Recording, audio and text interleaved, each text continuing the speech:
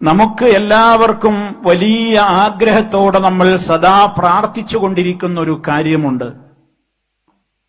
എനിക്ക് സ്വർഗം കിട്ടണം, എന്റെ ഉമ്മ ആ സ്വർഗത്തിൽ കൂടെയുണ്ടാകണം, എന്റെ ഉപ്പ കൂടെയുണ്ടാകണം, എന്റെ മോളുണ്ടാവണം, മകനുണ്ടാവണം, പേരക്കുട്ടികളുണ്ടാകണം, എല്ലാവരും ഉണ്ടാകണം.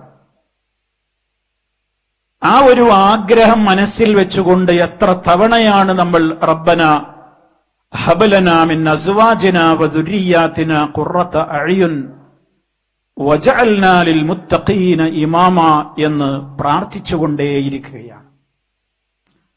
നമുക്ക് ലഭ്യമാകുന്ന കണ്ണിന്റെ കുളിർമ, നമ്മുടെ സന്തോഷം ഈ ലോകത്തല്ല. ഇവിടെയും നമുക്കത് ആഗ്രഹിക്കുന്നുവെങ്കിലും നമ്മുടെ ആഗ്രഹങ്ങൾ ഇതിനേക്കാളെല്ലാം അപ്പുറമാണ്. സന്തോഷത്തോടെ ആനന്ദത്തോടെ കുടുംബമൊന്നിച്ച് നമുക്ക് സ്വർഗത്തിലെത്തണമല്ലോ. അതിന് എന്ത് വേണം എന്നാണ് എനിക്ക് എന്നോടും നിങ്ങളോടും കുറച്ചു സമയം സംസാരിക്കുവാനുള്ളത്. എന്നോടെന്ന പോലെ ഞാൻ നൽകുന്ന ഒന്നാമത്തെ വസിയത്ത്, നമ്മുടെ വീടുകളിൽ സുബഹി ബാങ്കൊലി മുഴങ്ങുന്നതിന്റെ മുമ്പ് തന്നെ ലൈറ്റുകൾ തെളിയണം, ഉണർന്നെഴുന്നേൽക്കണം. ആ എഴുന്നേൽക്കുന്ന ഘട്ടത്തിൽ തന്നെ ഞാനും നിങ്ങളും എന്തെങ്കിലും കാര്യങ്ങൾ പറഞ്ഞുകൊണ്ടോ മൊബൈലിൽ വന്ന മെസ്സേജുകൾ നോക്കിയിട്ടോ അല്ലെങ്കിൽ അതിൽ എന്തൊക്കെയാണ് കാര്യങ്ങൾ ഇപ്പോൾ ഇന്ന് എനിക്ക് വന്നിട്ടുള്ള മെസ്സേജുകൾ എന്നോ അതൊന്നുമായിരിക്കരുത് എന്റെയും നിങ്ങളുടെയും ഉണർച്ചയുടെ ആ ഘട്ടത്തിൽ.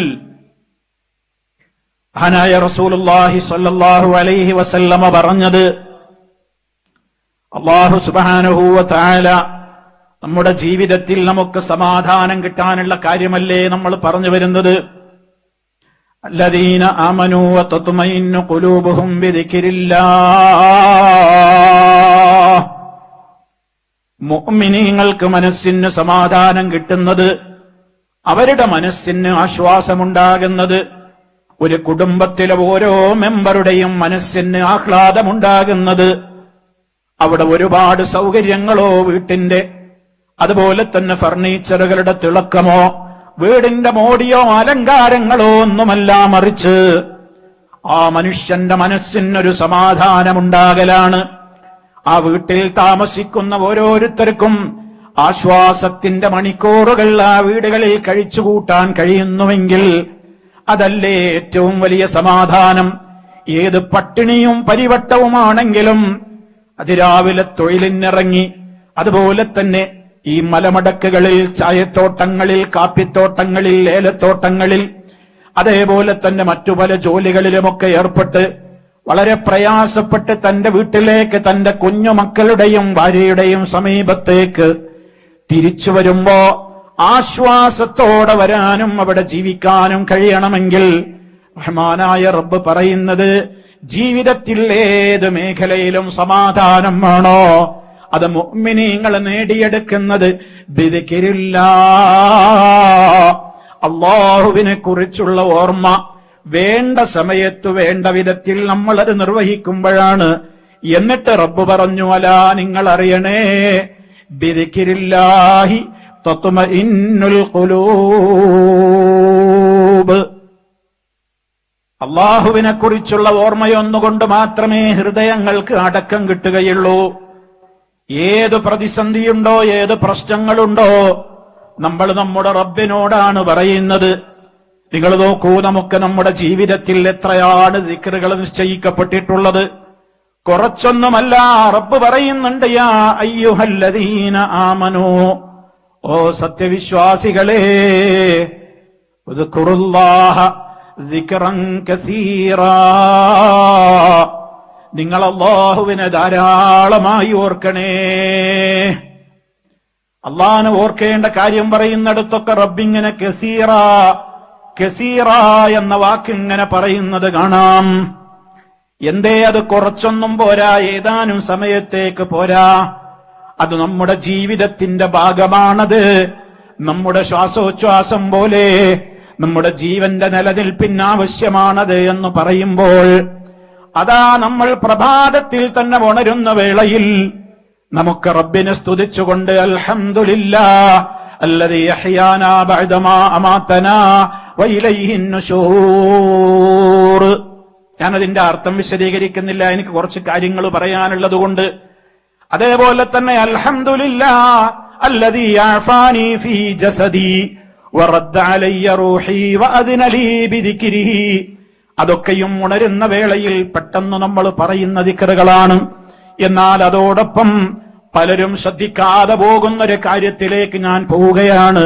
നബി സല്ലല്ലാഹു അലൈഹി വസല്ലം പറഞ്ഞു, ആരെങ്കിലും രാത്രിയിൽ അതാ ഇങ്ങനെ അവൻ സുബഹിയുടെ മുമ്പ് തന്നെ അവൻ ഉണരുകയാണ്.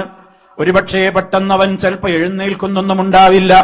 ഒരു ഉണർച്ച അവന് കിട്ടി, നേരം ഇനിയും ചിലപ്പോൾ പ്രഭാതത്തിന് ഉണ്ടാകാം. ഏതോ ആകട്ടെ, അങ്ങനെ പെട്ടെന്നൊന്ന് ഉണർന്നു. ഇനി ആ ഉണർച്ചയിൽ അവൻ ഉടൻ തന്നെ പറയുന്നു, ലാ ഇലാഹ ഇല്ലല്ലാഹ് വഹ്ദഹു ലാ ശരീക ലഹ് ലഹുൽ മുൽക്കു വലഹുൽ ഹംദ് വഹുവ അലാ കുല്ലി ശൈഇൻ ഖദീർ. അൽഹംദുലില്ലാഹ് വസുബ്ഹാനല്ലാഹ് വലാ ഇലാഹ ഇല്ലല്ലാഹ് വല്ലാഹു അക്ബർ വലാ ഹൗല വലാ ഖുവത ഇല്ലാ ബില്ലാഹ്. ഈ ദിക്റവൻ പറയുന്നു. അതോടൊപ്പം അവൻ റബ്ബിനോട് ദുആ ചെയ്യുകയാണ്, അല്ലാഹുമ്മ ഗ്ഫിർലീ, അല്ലാഹുവേ നീ എനിക്ക് പുറത്തു തരണേ. ഇനി അതല്ലെങ്കിൽ ഇനി അതൊന്നുമല്ല, അവന് ദുന്യാവിന്റെ എന്തോ കാര്യങ്ങൾ ചോദിക്കാനുണ്ട്, അവൻ ചോദിക്കുകയാണ്, ദുആ ചെയ്യുകയാണ്. അല്ലെങ്കിൽ ആഖിറത്തിന്റെ കാര്യം അവൻ ദുആ ചെയ്യുകയാണ്. എന്തെന്ത് പ്രശ്നമാകട്ടെ അവൻ ദുആ ചെയ്യുകയാണ്. ആ സമയത്ത് നബി തങ്ങൾ പറയുന്നു, ഉസ്തുജീബ ലഹു, ആ ദുആക്ക് ഇജാബത്ത് കിട്ടും, ആ ദുആക്ക് ഉത്തരം കിട്ടും. തീർന്നില്ല, ഇനി അവൻ എഴുന്നേറ്റ് നിസ്കരിക്കാനാണ് അവൻ തയ്യാറാകുന്നതെങ്കിലോ അവനതാ പോയി വുളു എടുക്കുകയാണ്. അവൻ നിസ്കരിക്കുകയും കൂടി ചെയ്താലോ ഖുബിലത്ത് സ്വലാത്തുഹു, അവന്റെ നിസ്കാരം സ്വീകരിക്കപ്പെടുന്നതാണെന്ന് മുഹമ്മദ് മുസ്തഫ സല്ലല്ലാഹു അലൈഹി വസല്ലം പറയുന്നു. ഈ ഫാമിലി കോൺഫറൻസിന് എത്തിയിട്ടുള്ള ഞാനടക്കമുള്ള മുഴുവൻ ആളുകളോടും പറയട്ടെ, സുബഹിക്ക് മുമ്പേ എഴുന്നേറ്റ് നിങ്ങൾ ഇതൊന്ന് ചെയ്തു നോക്ക്. ആ ദിവസം നിങ്ങൾക്ക് വല്ലാത്തൊരു സമാധാനമാണ്. ഫഅസ്ബഹ നശീതാ തയ്യിബൻ നഫ്സി, അവന്റെ മനസ്സിന് വല്ലാത്തൊരു ഉന്മേഷം, അവന്റെ മനസ്സിന് വല്ലാത്തൊരാശ്വാസം. അതുപോലെ തന്നെ ടെൻഷനുകളില്ല. ഈ ഒരവസ്ഥ നബി സല്ലല്ലാഹു അലൈഹി വസല്ലമ നമുക്ക് പഠിപ്പിച്ചു തരുമ്പോ, ഇനി അവിടുന്ന് അങ്ങോട്ട് സഹോദരങ്ങളെ, രാവിലെ ഉണർന്നത് മുതൽ രാത്രി ഉറങ്ങുവോളം നമുക്ക് നിശ്ചയിക്കപ്പെട്ടിരിക്കുകയാണ് ദിക്റുകൾ. ഓരോന്നും വിശദീകരിക്കുവാൻ എനിക്കിവിടെ സമയത്തിന്റെ പരിമിതിയുണ്ട്. ചില സൂചനകൾ മാത്രം പറയുകയാണ്. ഉണരുന്ന വേളയിൽ പറയുന്നതിന്റെ പുറമെ പിന്നെ നമ്മൾ ടോയ്ലറ്റിലേക്ക് പ്രവേശിക്കുമ്പോൾ ദിക്റുണ്ട്, അവിടെ നിന്ന് പുറത്തിറങ്ങുമ്പോൾ ദിക്റുണ്ട്, ഭക്ഷണം കഴിക്കുന്ന വേളയിൽ ദിക്റുണ്ട്, ഭക്ഷണത്തിന്റെ ശേഷം ദിക്റുണ്ട്, വുളൂഇന്റെ തുടക്കത്തിൽ നമുക്ക് ബിസ്മില്ല ചൊല്ലാനുണ്ട്, ശേഷം നമുക്ക് ദുആ ചെയ്യാനുണ്ട്, ബാങ്ക് കേൾക്കുമ്പോൾ നമുക്ക് ചില മര്യാദകളുണ്ട്, ആ സമയത്ത് അത് ചൊല്ലേണ്ട രൂപത്തിൽ നമ്മൾ ചൊല്ലുന്നുണ്ട്, ശേഷം നമുക്ക് പ്രത്യേകമായി സ്വലാത്തുണ്ട്. നബി തങ്ങൾക്ക് വേണ്ടി സ്വലാത്തിനെ ചോദിക്കുന്ന നേരമാണത്. അതേപോലെ തന്നെ വീണ്ടും ദുആയുണ്ട്. വീട്ടിൽ നിന്ന് നമ്മൾ ഇറങ്ങുമ്പോ റബ്ബേ നിന്നിൽ തവക്കുലാക്കുന്നു എന്ന അർത്ഥം വരുന്ന മനോഹരമായ മനസ്സിൽ തട്ടേണ്ടുന്ന ദുആയുണ്ട്. വീട്ടിലേക്ക് തിരിച്ച് കയറി വരുമ്പോ നമുക്ക് ബിസ്മില്ല ചൊല്ലാനുണ്ട്. വാഹനത്തിൽ കയറിയാൽ നമുക്ക് പ്രാർത്ഥനകൾ പറയാനുണ്ട്. വാഹനം ചലിച്ച് നീങ്ങിത്തുടങ്ങുമ്പോ നമുക്ക് നീണ്ട യാത്രയിലാണെങ്കിൽ യാത്രക്കാരുടെ പ്രാർത്ഥന പറയാനുണ്ട്. പള്ളിക്കകത്തേക്ക് പ്രവേശിക്കുമ്പോഴും പള്ളിയിൽ നിന്ന് പുറത്തു കിടക്കുമ്പോഴും നമുക്ക് ദിക്റുകളുണ്ട്, ദുആകളുണ്ട്. അതേപോലെ തന്നെ ഒരു രോഗിയെ സന്ദർശിക്കാൻ പോയാൽ നമുക്കവിടെ പ്രാർത്ഥനയുണ്ട്. വിവാഹത്തിന്റെ ദിവസത്തിൽ നമുക്ക് ചൊല്ലാനുള്ള പ്രാർത്ഥനയുണ്ട്. നമസ്കാരത്തിന്റെ മുമ്പുണ്ട്, നമസ്കാരത്തിന്റെ ശേഷമുണ്ട്, നമസ്കാരത്തിനകത്തുണ്ട്, മയ്യത്ത് നമസ്കാരത്തിന്റെ അകത്തുണ്ട്. അതുപോലെ തന്നെ ജനാസയുടെ കൂടെ പോയിട്ട്, അതേപോലെ തന്നെ അതല്ലെങ്കിൽ വീട്ടിൽ നിന്നാവട്ടെ ജനാസ നിസ്കരിക്കുന്ന സന്ദർഭത്തിൽ, അതുപോലെ തന്നെ ഖബർ സന്ദർശന വേളയിൽ, സിയാറത്തിന്റെ വേളയിൽ ഖബറാളികൾക്ക് വേണ്ടി, മരണപ്പെട്ടവർക്ക് വേണ്ടിയുള്ള ദുആകളുണ്ട്. അതുപോലെ തന്നെ എത്രത്തോളം ഇനി നമ്മൾ ഉറങ്ങാൻ കിടക്കുമ്പോൾ അതിന്റെ മര്യാദകളുണ്ട്. അവസാനം പറയേണ്ടുന്ന ദുആകൾ വരെയുണ്ട്. എത്രത്തോളം ആരാരും അറിയാത്ത നമ്മുടെ ഇണയുമായി പങ്കുവെക്കുന്ന സ്വകാര്യമായ നിമിഷങ്ങളുടെ ഘട്ടത്തിൽ വരെ നമുക്ക് നമ്മുടെ റബ്ബിനോടടുത്തുകൊണ്ട് ദുആ ചെയ്യാനുണ്ട്. ഇനിയും തീർന്നിട്ടില്ല. സുബഹി ബാങ്കുകൾക്ക് നിസ്കാരത്തിന്റെ ശേഷം സൂര്യൻ ഉദിക്കുന്നതിന്റെ ഇടക്ക് ചൊല്ലാനുള്ള പ്രഭാത പ്രാർത്ഥനകളുണ്ട്. അസർ നിസ്കാരം കഴിഞ്ഞ് മഗ്രിബിന്റെ തൊട്ട് മുമ്പ് വരെ നിർവഹിക്കാവുന്ന, ഇനി അഥവാ മറന്നു പോയാൽ ശേഷവും നിർവഹിക്കാവുന്ന നിലക്കുള്ള അദ്കാറുൽ മസാകളുണ്ട്, വൈകുന്നേരത്തെ പ്രാർത്ഥനകളുണ്ട്. ഇങ്ങനെ നിരവധി അനവധി. വിഷമത്തിന്റെ ഘട്ടത്തിൽ നമ്മൾ എന്ത് പറയണം? നമുക്ക് വല്ലാത്ത വിഷമമാണ്, പ്രയാസമാണ്, എന്ത് പറയണം എന്ന് പഠിപ്പിക്കപ്പെട്ടിട്ടുണ്ട്. നമ്മുടെ ശരീരത്തിൽ വേദനയുണ്ട്. വേദനക്ക് പരിഹാരമായി ഞാൻ എന്റെ റബ്ബിനോട് എന്ത് ചെയ്യണം, എന്ത് പറയണമെന്ന് പഠിപ്പിക്കപ്പെട്ടിട്ടുണ്ട്. കടം കൊണ്ട് ഞാൻ വല്ലാതെ വിഷമിക്കുകയാണ്, ദാരിദ്ര്യമാണ്, കഷ്ടപ്പാടുകളാണ്, എന്ത് ചെയ്യണം, ഞാൻ എന്ത് പറയണം എന്റെ റബ്ബിനോടെന്ന് ഞാൻ പഠിപ്പിക്കപ്പെട്ടിരിക്കുകയാണ്. എത്രയെത്ര തസ്ബീഹുകൾ, എത്രയെത്ര സുബ്ഹാനല്ലാഹുകൾ, എത്രയെത്ര ലാ ഇലാഹ ഇല്ലല്ലാഹുകൾ, എത്രയെത്ര അല്ലാഹു അക്ബറുകൾ, എത്രയെത്ര അൽഹംദുലില്ലകൾ, എത്രയെത്ര ലാ ഇലാഹ ഇല്ലല്ലാഹുകൾ, എത്രയെത്ര ലാ ഹൗല വലാ ഖുവത ഇല്ലാ ബില്ലാഹ് തുടങ്ങിയിട്ടുള്ള ഒട്ടനേകം പ്രാർത്ഥനകൾ. റബ്ബേ പാപം പുറത്ത് തരണം എന്ന് ചോദിക്കാൻ വേണ്ടി, പാപമോചനത്തിന് വേണ്ടി മാത്രമായി എത്രയെത്ര പാപമോചനത്തിന്റെ തേട്ടങ്ങൾ. ഇതൊക്കെ പറയാൻ നിന്നാൽ ദിവസങ്ങൾ വേണ്ടിവരും. പ്രിയമുള്ളവരെ, ഞാൻ ചില സൂചന മാത്രം പറഞ്ഞു മതിയാക്കിയതെന്തിനാ? ഇതൊക്കെ എനിക്കും നിങ്ങൾക്കും അറിയാമോ? ഇവിടെ വന്ന ഫാമിലികളോട്, എന്നോടെന്ന പോലെ എന്റെ ശബ്ദം ശ്രവിക്കുന്ന സഹോദരി സഹോദരന്മാരോട് ഞാനിപ്പോ ചില വേളകളൊക്കെ എണ്ണി പറഞ്ഞില്ലേ? ഇവിടെയൊക്കെ ഞാൻ എന്ത് പറയണം എന്ന് എനിക്കറിയാമോ? എന്റെ ഭാര്യക്കറിയാമോ? എന്റെ മോൾക്കറിയാമോ? എന്റെ മോനറിയാമോ? എന്റെ പേരക്കുട്ടികൾക്കറിയാമോ? അങ്ങനെയാണോ എന്റെ ഫാമിലി വളരുന്നത്? എന്റെ കുടുംബകം അങ്ങനെയാണോ? നബി തങ്ങൾ പറഞ്ഞിട്ടുണ്ടല്ലോ, നിങ്ങൾ നിങ്ങളുടെ വീടുകളെ ഖബർസ്ഥാനുകളാക്കരുത്. വീടുകളിൽ വെച്ച് ഖുർആനിന്റെ പാരായണം ഉണ്ടാവണം. അവിടെ വെച്ച് പുരുഷന്മാര് പള്ളിയിൽ വെച്ച് നിർബന്ധമായും ഫർദ് നമസ്കരിക്കുന്നുവെങ്കിൽ അവരതാ സുന്നത്തുകൾ വീടുകളിലേക്ക് മാറ്റട്ടെ. നിങ്ങളുടെ വീടുകളിൽ വെച്ച് നിങ്ങൾ ആ ഫർദ് നമസ്കാരങ്ങളുടെ മുമ്പും ശേഷവും ഒക്കെയുള്ള സുന്നത്തുകളില്ലേ, അതൊക്കെ വീട്ടിൽ വെച്ച് നിസ്കരിക്കലാണ് നിങ്ങൾക്ക് പള്ളിയിൽ നിസ്കരിക്കുന്നതിനേക്കാളും പുണ്യമെന്നൊക്കെ പറഞ്ഞതെന്തിനാ? വീടകത്തിൽ നിസ്കാരമുണ്ടാകണം, വീടകത്ത് ഖുർആൻ പാരായണമുണ്ടാകണം. ഇങ്ങനെ കുടുംബത്തിലെ അംഗങ്ങളിൽ ഇന്ന് നമ്മുടെ കുടുംബം, നമ്മുടെ വീട് ഇങ്ങനെ തന്നെയാണോ എന്ന് ചിന്തിക്കാനാണ് ഞാൻ ഇവിടെ ഈ കാര്യങ്ങൾ ഓർമ്മപ്പെടുത്തുന്നത്. നമ്മുടെ ജീവിതത്തിൽ അതാ നമ്മൾ അനുഭവിച്ചു കൊണ്ടിരിക്കുന്ന എന്തെന്ത് നിഅമത്തുകൾ എല്ലാം എന്റെ റബ്ബല്ലേ എനിക്ക് തരുന്നത്. അപ്പൊ അൽഹംദുലില്ലാഹ് ആ ദിക്റൊക്കെ പറയുമ്പോ എത്ര മനസ്സറിഞ്ഞു പറയണം. എനിക്കെന്റെ ജീവിതത്തിൽ എനിക്ക് എന്തിനേക്കാളും വലുത് അള്ളയാണ്. കാരണം ആരാരും അറിയാതെ ഞാൻ എവിടെ പെട്ടാലും എനിക്ക് സംരക്ഷണം നൽകുന്നത് എന്റെ റബ്ബാണ്. അല്ലാഹു അക്ബർ എന്ന് പറയുന്നതിന്റെ ആശയം എത്രയാണ്! അതുകൊണ്ടൊക്കെ തന്നെ ലാ ഇലാഹ ഇല്ലല്ലാഹ്, അള്ളയൊഴികെ ഒരു ആരാധ്യനുമില്ല എന്നെന്റെ ജീവിതത്തിൽ ഞാൻ ഇങ്ങനെ പറഞ്ഞു ഓരോ ദിവസവും നിസ്കാരത്തിന്റെ അകത്ത് പുറത്ത് ജീവിതത്തിന്റെ എല്ലാം ഘട്ടങ്ങളിൽ നമ്മൾ പറയുന്നു. ഒരു നിസ്കാരത്തിന് കൈകെട്ടിരുന്നാ നമ്മൾ അല്ലാഹുവോട് ചില കരാറുകൾ പറയുന്നുണ്ട്. റബ്ബേ, നീ മാത്രമാണ് എന്റെ ആരാധ്യൻ, നിന്നിലേക്കാണ് ഞാൻ തിരിഞ്ഞു നിൽക്കുന്നത്, നിനക്കൊരു പങ്കാളിയുമില്ല, നിന്നിൽ ഞാൻ ഒന്നിനെയും പങ്കു ചേർക്കൂല, ഞാൻ യഥാർത്ഥ മുസൽമാനാണ്, ഞാൻ ശിർക്ക് ചെയ്യുന്നവരിൽ പെട്ടവനല്ല.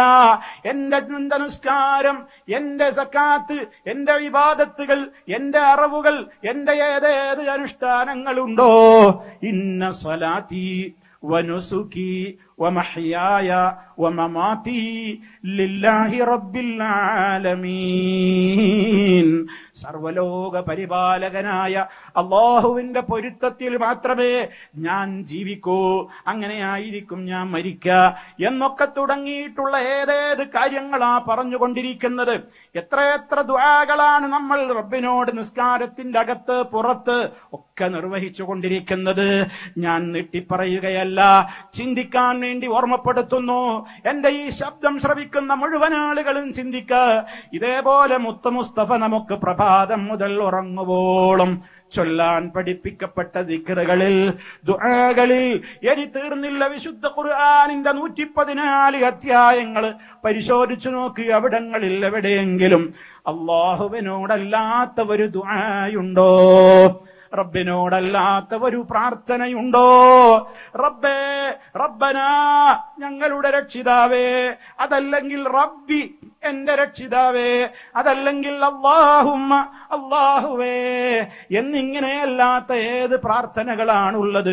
മുൻകഴിഞ്ഞു പോയ പ്രവാചകന്മാരെ വിളിച്ചുകൊണ്ടൊരു പ്രാർത്ഥന ഖുർആനിലുണ്ടോ? ഹദീസുകളിലുണ്ടോ? നമ്മൾ ചൊല്ലി വരുന്ന ഈ ദിക്റുകളിലുണ്ടോ? ഇല്ലല്ലോ, എവിടെയും കാണാൻ കഴിയുന്നില്ല. ഇനി നിങ്ങൾ ആലോചിച്ചു നോക്കൂ, എത്രയെത്ര നബിമാരുടെ ദുആകൾ ഖുർആനിൽ. ആദം അലൈഹിസ്സലാമിൻ്റെത്, നൂഹ് നബി അലൈഹിസ്സലാമിൻ്റെത്, അതേപോലെ തന്നെ ഇബ്രാഹിം അലൈഹിസ്സലാമിൻ്റെത്, മൂസ നബിയുടേത്, ഈസാ നബിയുടേത്, അതുപോലെ തന്നെ യൂനുസ് നബിയുടേത്, യൂസുഫ് നബിയുടേത്, സക്കരിയ നബിയുടേത് അലൈഹിമുസ്സലാത്തു വസ്സലാം. മഹാന്മാരായ ഒട്ടേറെ പ്രവാചകന്മാര്, സത്യവിശ്വാസികളുടെ വ്യത്യസ്ത ഘട്ടങ്ങളിലെ ദുആകളില്ലേ, ഒന്ന് പരിശോധിച്ചു നോക്കൂ. ഏത് ഭാഷയിലാ ഇന്ന് ട്രാൻസ്ലേഷൻ കിട്ടാത്തത്, പരിഭാഷകളില്ലാത്തത്? ഒന്ന് മറിച്ചു നോക്കൂ. റബ്ബിനോടല്ലാത്ത ഒരു തേട്ടം നമുക്ക് കാണാനാകുമോ? ഇനി ചിന്തിക്ക. ഇതൊക്കെ നമ്മുടെ ജീവിതത്തിൽ നമ്മൾ അങ്ങനെയാണ് ഗ്രഹിച്ചിട്ടുള്ളതെങ്കിൽ, ചില ആളുകൾ നമ്മോട് പറയുന്നു, ഇങ്ങനെ അല്ലാഹുവോട് നേരിട്ട് ചോദിച്ചൂടാ. രാവിലെ എഴുന്നേൽക്കുമ്പോ പോലും അല്ലാഹനെയാണ് പറയുന്നത് നമ്മൾ. എല്ലാ ഘട്ടങ്ങളിലും ഇനി അവസാനം ഉറങ്ങുന്ന വേളയിൽ ആമൻതു ബികിതാബികല്ലദീ അൻസൽത വബിനബിയികല്ലദീ അർസൽത. അവസാനം നമ്മുടെ വാക്ക് അതായിരിക്കണം. ഉറങ്ങുന്നതിന്റെ മുമ്പെന്ന് മുത്ത് മുസ്തഫ സല്ലല്ലാഹു അലൈഹി വസല്ലം പറയുമ്പോ അവിടെയും നിങ്ങൾ നോക്ക്, റബ്ബിനോടല്ലാത്ത ഒരു ദുആ അവിടെ എവിടെയാണ്? അതാണ് നമ്മൾ ചിന്തിക്കേണ്ടുന്ന ഒരു കാര്യം. എന്നിട്ട് മതി നമ്മളോട് ഈ വാശിയും വൈരാഗ്യവും ഒക്കെ പലരും വെച്ചു പുലർത്താൻ. നിങ്ങൾ ചിന്തിക്കണം, മുൻവിധിയോടുകൂടിയല്ല നിങ്ങൾ എന്റെ ഈ സംസാരം ശ്രവിക്കേണ്ടത്. നമ്മൾ ആലോചിച്ചു നോക്ക്, നമുക്ക് പഠിക്കാൻ അല്ലാഹു അവതരിപ്പിച്ച പരിശുദ്ധ ഖുർആൻ, അതിന്റെ ആധികാരികമായി നമുക്ക് വ്യാഖ്യാനിച്ചിരുന്ന മഹാനായ മുഹമ്മദ് മുസ്തഫ സല്ലല്ലാഹു അലൈഹി വസല്ലം ഇവിടുന്ന് പഠിപ്പിച്ചിരുന്ന ഒരൊറ്റ ദിക്റുകളിലും റബ്ബല്ലാത്തവരോടുള്ള ഒരു പ്രാർത്ഥനയില്ല എന്ന് വ്യക്തമായി കഴിഞ്ഞാൽ, ആ റബ്ബിനോട് നേരിട്ട് ചോദിച്ചാൽ ആ റബ്ബ് നമുക്ക് ഉത്തരം ചെയ്യൂല എന്ന് ഇനി നമ്മളോട് ആരെങ്കിലും പറയാൻ വന്നാൽ അത് അംഗീകരിക്കാൻ നമുക്കിനി പറ്റുമോ ഉമ്മ? അത് അംഗീകരിക്കാൻ ഇനി പറ്റുമോ ഉപ്പ നമുക്ക്? നിങ്ങൾ നോക്ക്, നമ്മുടെ മുത്ത് മുസ്തഫ പഠിപ്പിച്ച ആയിരക്കണക്കിന് ദിക്റുകളിൽ എവിടെയും, ദുആകളിൽ എവിടെയും, ഖുർആനിൽ കാണുന്ന ദുആ ദിക്റുകളിൽ എവിടെയും അല്ലാഹുവിനോട് നേരിട്ടല്ലാത്ത ഒരു ദുആ ഇല്ലെങ്കിൽ, ഇപ്പൊ ചില ആളുകൾ വന്നിട്ട് പറയാണ് നമ്മളോട്, നിങ്ങൾ അങ്ങനെ അല്ലാഹുവിനോട് നേരിട്ടൊന്നും ചോദിച്ചിട്ട് കാര്യല്ല, കാരണം നമ്മളൊക്കെ പാപികളാണ്, സാധുക്കളാണ്, തെറ്റുകൾ ചെയ്യുന്നവരാണ്, അതുകൊണ്ട് അള്ളാഹിനോട് നമ്മൾ അങ്ങനെയാണ് പറഞ്ഞാലൊന്നും അള്ളാഹ് കേൾക്കൂല. അതുകൊണ്ട് മരിച്ചു മൺമറഞ്ഞുപോയ മഹാത്മാക്കളോട് നമ്മുടെ കാര്യം ആദ്യം പറയണം. അവര് നമ്മെ അള്ളാഹുവിനോട് പറഞ്ഞോളും, അവര് അള്ളാഹുവിൽ നിന്ന് കാര്യം നേടിത്തരും. അല്ലാതെ നേർക്ക് നേരെ അള്ളാഹ് എന്റെ പാപം പൊറുക്കണേ എന്ന് പറഞ്ഞിട്ട് കാര്യമല്ല, അള്ളാഹുവേ എന്റെ രോഗം ശിഫയാക്കണേ എന്ന് പറഞ്ഞിട്ട് കാര്യമല്ല, അള്ളാഹ് എന്റെ കടങ്ങൾ വീട്ടിത്തരണേ എന്ന് പറഞ്ഞിട്ട് കാര്യമില്ല. മറിച്ച് എന്ത് ചെയ്യണം? ആദ്യം നീ നബിതങ്ങളോട് ചോദിക്ക, അതല്ലെങ്കിൽ മടവൂരിനോട് ചോദിക്ക, അതല്ലെങ്കിൽ മമ്പുറത്തെ തങ്ങളോട് ചോദിക്ക, അതല്ലെങ്കിൽ ആരോടൊക്കെയാണോ പറയപ്പെടുന്നതെങ്കിൽ അവരോടൊക്കെ ചോദിക്ക്. അങ്ങനെ അവരല്ലാനോട് പറഞ്ഞ് കാര്യം നേടിത്തരും. അതല്ലാത്ത വഴി സ്വീകരിച്ചാൽ നീ പഴച്ചു പോകും, നീ പുത്തൻവാദിയാകും എന്ന് പറയുന്ന ആളുകളുണ്ട് ഇവിടെ. അത് സമൂഹത്തോട് പറയുന്നവരുണ്ട്. അവര് പറയുന്നു, ഞങ്ങളാണ് അഹ്ലുസുന്നത്തി വൽ ജമാ, നമ്മുടെ കയ്യിലുള്ളതാണ് യഥാർത്ഥത്തിലുള്ള സുന്നത്ത് ജമാഅത്ത്. ഈ വടുവഞ്ചാലിൽ ഇതാ ഒരുമിച്ച് കൂടിയ എന്റെ സഹോദരങ്ങളോട് ഞാൻ പറയട്ടെ, നമ്മെക്കുറിച്ച് എന്തൊക്കെ തെറ്റിദ്ധാരണകളാണ് നാടൊട്ടാകെ പരത്തുന്നത്. ഇവരതാ ഒരു നാട്ടിൽ ഐക്യം തകർക്കുന്ന ആളുകളാണ്. നല്ല നിലക്ക് കഴിച്ചുകൂട്ടുന്നൊരു മഹല്ലുകളിൽ അവിടെ ഭിന്നിപ്പുണ്ടാക്കാൻ വരുന്നവരാണ് ഇവര് നബിയാക്കളെ തെറി പറയുന്നവരാണ്, ഇവരെ ഉലിയാക്കളെ തള്ളുന്നവരാണ്, ഇവര് മുഅ്സത്തുകളെ നിഷേധിക്കുന്നവരാണ്, ഇവര് കറാമത്തുകൾ അംഗീകരിക്കാത്തവരാണ്, ഇവര് ഖബർ സിയാറത്ത് ചെയ്യാത്തവരാണ്, ഇവര് ദിക്റുകളില്ലാത്തവരാണ്, ഇവര് സ്വലാത്തുകൾ ചൊല്ലാത്തവരാണ്, ഇവര് നിസ്കാരത്തിന്റെ ശേഷം ദുആ പാടില്ലെന്ന് പറയുന്നവരാണ്. ഇവരതാ ജീവിതത്തിൽ ഒരിക്കൽ പോലും നമ്മുടെ മരണപ്പെട്ടു പോയ മാതാപിതാക്കൾക്ക് വേണ്ടി അവരുടെ ഖബർ സന്ദർശിച്ചുകൊണ്ടോ അല്ലാതെയോ അവർക്ക് വേണ്ടി പ്രാർത്ഥിക്കാൻ പാടില്ലെന്ന് പറയുന്നവരാണ്. ഇങ്ങനെ നൂറുകൂട്ടം കാര്യങ്ങൾ എങ്ങനെ പറയുമ്പോ ഞാൻ എന്റെ പ്രിയപ്പെട്ടവരോട് ഓർമ്മപ്പെടുത്തുകയാണ്, കളവുകൾ കൊണ്ടല്ലാതെ പിടിച്ചു നിൽക്കാൻ കഴിയാത്ത ഒരു സമൂഹം നമുക്ക് ചുറ്റുമുണ്ട്. ഇതിന്നോ ഇന്നലെയോ തുടങ്ങിയതല്ല.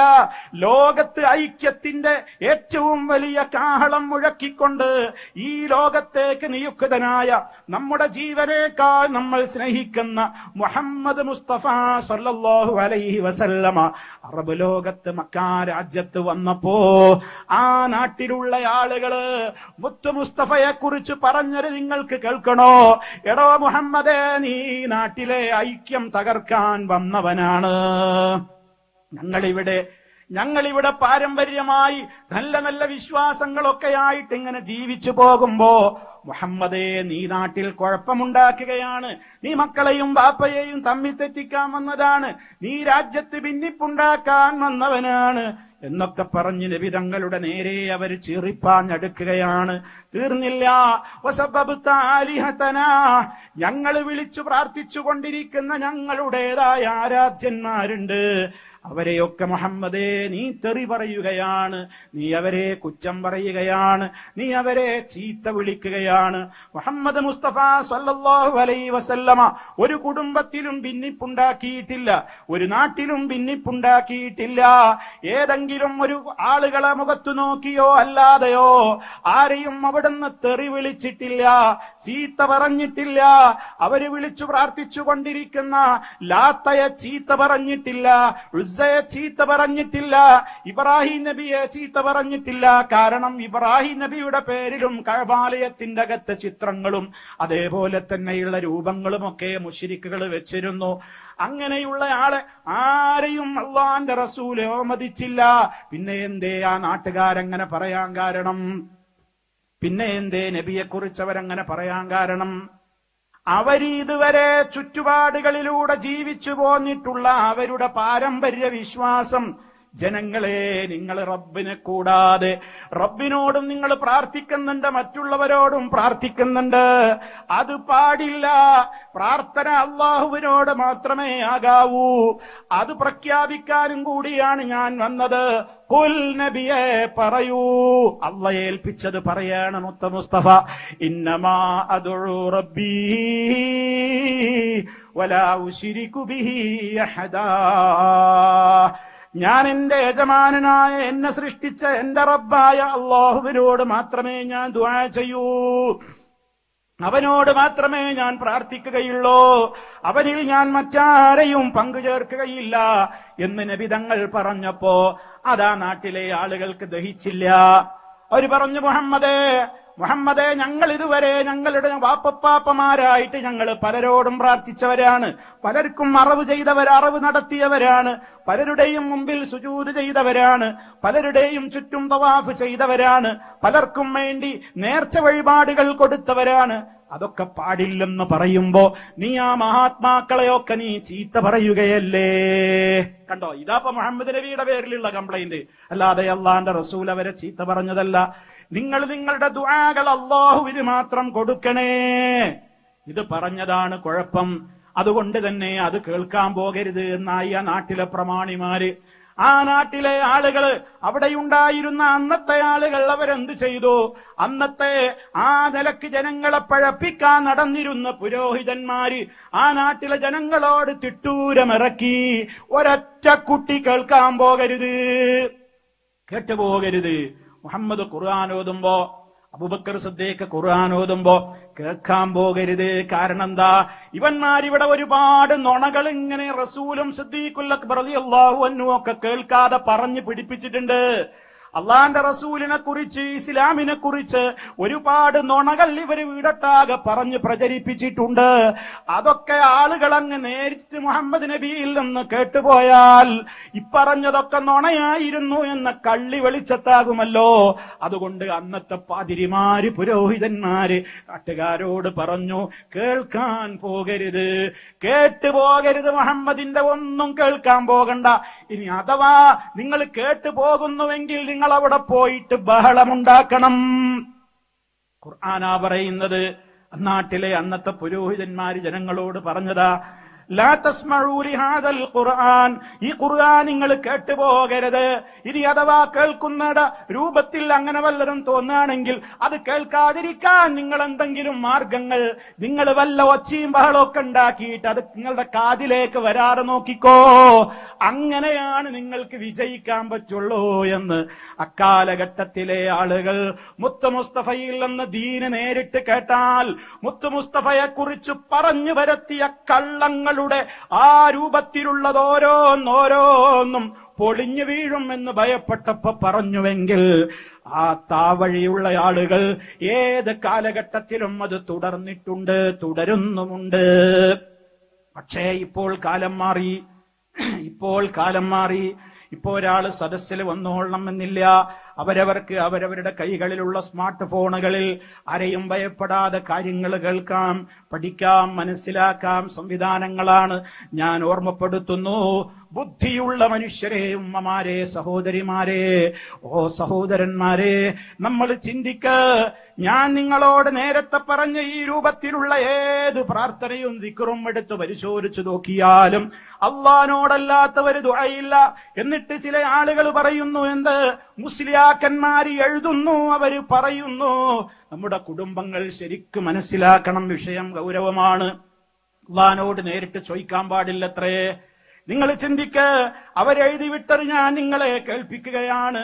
നിങ്ങളതൊന്ന് ശരിക്കും മനസ്സിലാക്കാൻ വേണ്ടിയാണ് ഞാൻ നിങ്ങളോട് അക്കാര്യം ഓർമ്മപ്പെടുത്തുന്നത്. അവരെഴുതിവിട്ട കാര്യം ഞാൻ പ്രത്യേകമായി നിങ്ങളുടെ ശ്രദ്ധയിലൊന്ന് കൊണ്ടുവരട്ടെ, കേട്ടോളൂ. അവരുടെ ഒരു പ്രസിദ്ധീകരണത്തിൽ വന്ന വരികളാണ് ഞാൻ വായിക്കുന്നത്. നമുക്ക് തിരുനബി സല്ലല്ലാഹു അലൈഹി വസല്ലമയോടല്ലാതെ ചോദിക്കാൻ അർഹതയില്ല. ശരിക്ക് ശ്രദ്ധിക്കണം, അവരെഴുതിയതാണ്. നമുക്ക് തിരുനബി സല്ലല്ലാഹു അലൈഹി വസല്ലമയോടല്ലാതെ ചോദിക്കാൻ അർഹതയില്ല. പിന്നെ അള്ളാഹുവിനോട് ചോദിക്കാൻ റസൂലുള്ളാഹി സല്ലല്ലാഹു അലൈഹി വസല്ലമക്ക് മാത്രമേ അധികാരമുള്ളൂ. അള്ളാഹുവിലേക്കുള്ള കവാടമാണ് അവിടുന്ന് എന്നിങ്ങനെ പറഞ്ഞിട്ട് പിന്നെ അവസാനം പറയാണ്, ആ നബി തങ്ങളെ മറികടന്ന് നേരിട്ട് നാഥനോട് ചോദിക്കുവാൻ നമ്മൾ ആര്? നിങ്ങൾക്ക് മനസ്സിലായോ? മലയാളല്ലേ ഞാൻ നിങ്ങളോട് പറയുന്നത്. ഇത് അറബിക് കിതാബൊന്നുമല്ല, അവരുടെ പ്രസിദ്ധീകരണത്തിൽ നിന്നാണ് ഞാൻ വായിക്കുന്നത്. നമുക്ക് അല്ലാഹുവിനോട് ചോദിക്കാൻ അർഹതല്ല. അള്ളഹാനോട് ചോദിക്കാൻ അർഹനാകെ നബിക്കേയുള്ളൂ. അപ്പൊ നമ്മൾ ആദ്യം നബിയോട് പറയണം, ഇർതകബ്തു അലൽ ഖതാ ഗൈറ ഹസ്രിൻ വഅദദ ലക അഷ്കൂ ഫീഹി യാ സയ്യിദി ഖൈറൻ നബി. മങ്കൂസ് മൗലിദിലെ മൗലിദുകൾ ഇവര് തള്ളുന്നു എന്നാണ് നമ്മുടെ പേരിലുള്ള പരാതി. എന്നിട്ട് പറയും ഇവർ റസൂലുള്ളാഹിയുടെ മദ്ഹ് പറയുന്നതിനെതിരാണ്. ഈ കൂട്ടരുണ്ടല്ലോ, ഇതാ നിങ്ങൾ അവരെ ശ്രദ്ധിക്കണേ, നിങ്ങൾ അവരുമായി ബന്ധപ്പെടല്ലേ, അവരുടെ പ്രസംഗം കേൾക്കാൻ പോകല്ലേ എന്ന് കുടുംബങ്ങളിൽ പ്രചരിപ്പിക്കുന്ന ആളുകള് അവര് പറയാണെന്ത് സമൂഹത്തോട്. ഇത് ഇവിടെ മാത്രമല്ല, എല്ലായിടങ്ങളിലും ഓരോ സ്ഥലങ്ങളിലും ഇത് പറഞ്ഞ് ആളുകളുടെ മുമ്പിൽ ഇങ്ങനെ കളവുകളുടെ ഓരോ രൂപത്തിലുള്ള പരമ്പരകൾ എന്താ പറഞ്ഞു കൊടുക്കുന്നത്? മുത്ത് മുസ്തഫയുടെ മദ്ഹ് പറയുന്നതിന് ഇവർക്ക് വെറുപ്പാണ്, റസൂലുള്ളാഹിനോട് വെറുപ്പാണ്, നബിയുടെ മദ്ഹ് പറയാൻ പാടില്ല എന്നാണ് പറയുന്നത്. ഇത്ര നേരം ഞാൻ പറഞ്ഞതെന്താ? എന്റെ മുത്ത് മുസ്തഫയുടെ മദ്ഹല്ലേ, മുത്ത് മുസ്തഫ പറഞ്ഞതുപോലെ ചെയ്യ് എന്നല്ലേ. രാവിലെ എഴുന്നേൽക്കുമ്പോ ഇന്നത് പറയണം എന്ന് പഠിപ്പിച്ചത് എന്റെ നേതാവ്, നമ്മുടെ നേതാവ് മുത്ത് മുസ്തഫയല്ലേ. ഉറങ്ങാൻ കിടക്കുമ്പോ ഇന്നത് ചെയ്യണം എന്ന് പറഞ്ഞത് മുത്ത് മുസ്തഫയല്ലേ. വലത് കാല് വെച്ച് കയറ്, ഇടത് കാല് വെച്ച് ഇറങ്ങ് എന്ന് ഏതെങ്കിലും മേഖലയിൽ പറഞ്ഞിട്ടുണ്ടെങ്കിൽ അത് മുത്ത് മുസ്തഫ പറഞ്ഞതല്ലേ. വലത്ത് കൈ കൊണ്ട് ഭക്ഷണം കഴിക്കുക എന്ന് മുത്ത് മുസ്തഫ പറഞ്ഞതല്ലേ. ഓരോ വിഷയത്തിലും ഏതൊക്കെ കാര്യങ്ങളുണ്ടോ എന്റെ നബി, നമ്മുടെ നബി മുത്ത് മുസ്തഫ സല്ലല്ലാഹു അലൈഹി വസല്ലമ പറഞ്ഞതുകൊണ്ട് എത്ര സ്നേഹത്തോടെ ബഹുമാനത്തോടെ, അതെന്റെ മക്കൾക്ക് ഇഷ്ടമല്ലെങ്കിലും, ബാപ്പക്ക് ഇഷ്ടമല്ലെങ്കിലും, ഭാര്യക്ക് ഇഷ്ടമല്ലെങ്കിലും, ഭർത്താവിന് ഇഷ്ടമല്ലെങ്കിലും, ആരെക്കാളും ഞാൻ സ്നേഹിക്കുന്നത് എന്റെ നബിയെയാണ്. ലാ യുഅ്മിനു അഹദുക്കും ഹത്താ അകൂന അഹബ്ബ ഇലൈഹി മിൻ വാലിദിഹി വവലദിഹി വന്നാസി അജ്മഈൻ. നിങ്ങളുടെ മാതാപിതാക്കളെക്കാളും മക്കളെക്കാളും അല്ല, ലോകത്തുള്ള എല്ലാവരെക്കാളും എന്നെ സ്നേഹിക്കുന്നത് വരെ നിങ്ങൾ യഥാർത്ഥ മൂമിനാകൂല എന്ന് മുത്ത് മുസ്തഫ പറഞ്ഞിട്ടുണ്ടെങ്കിൽ ആ മുത്ത് മുസ്തഫയോടുള്ള സ്നേഹം കൊണ്ടല്ലേ നമ്മൾ ഈ പറയുന്നത്. ആ റസൂലുള്ളാഹിയുടെ പേര് കേൾക്കുമ്പോ അല്ലാഹുവേ മുത്ത് മുസ്തഫാക്ക് നീ ഗുണങ്ങൾ ചൊരിഞ്ഞു കൊടുക്ക്, മുത്ത് മുസ്തഫാക്ക് നീ സലാമുകൾ ചൊരിഞ്ഞു കൊടുക്ക് എന്നിങ്ങനെ അവിടുത്തേക്ക് വേണ്ടി നമ്മൾ ചോദിക്കുന്നത് നമ്മുടെ ഹബീബിനോടുള്ള ഇഷ്ടം കൊണ്ടല്ലേ, നമ്മുടെ ഹബീബിനോടുള്ള ഇഷ്ടം കൊണ്ടല്ലേ.